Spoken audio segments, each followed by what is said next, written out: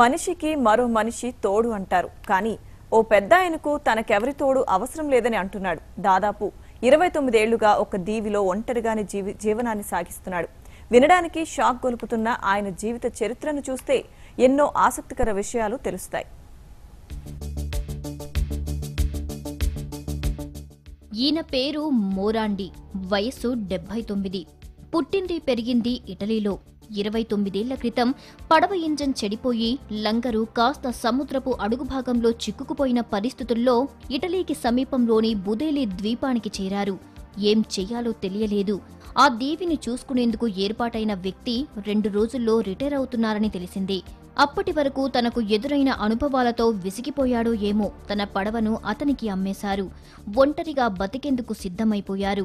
ఆ చెట్లు పుట్టల మధ్య పిట్టలు చేసే ధ్వనులు తప్ప మరే సవ్వడి వినిపించని ఆ దీవిలో బతికేస్తున్నారు. పైపెచ్చు అదే తనకు స్వర్గమని అంటున్నారు.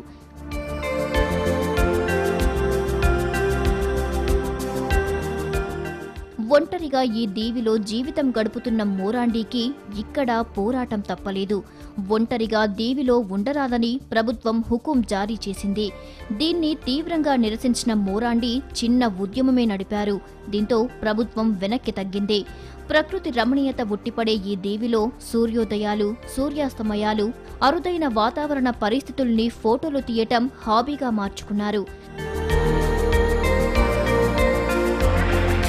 టెక్నాలజీ పెరిగి సోషల్ మీడియా అందుబాటులోకి వచ్చిన తర్వాత మోరాండీకున్న హాబీ బాగా పాపులర్ చేసింది. ఈ దీవిలో పర్యాటకుల కోసం ఏర్పాటు చేసిన వైఫై సదుపాయం ఆయనకి వరంలా మారింది. అందరినీ కట్టిపడేసే ఆ ఫోటోల వల్ల అతనికి ఫేస్బుక్లో 5,000 మంది ఫ్రెండ్స్ అయ్యారు. దీంతో ఒక్కొక్కరుగా వీలు చిక్కినప్పుడల్లా ఈ దీవికి వచ్చి వెళ్తున్నారు.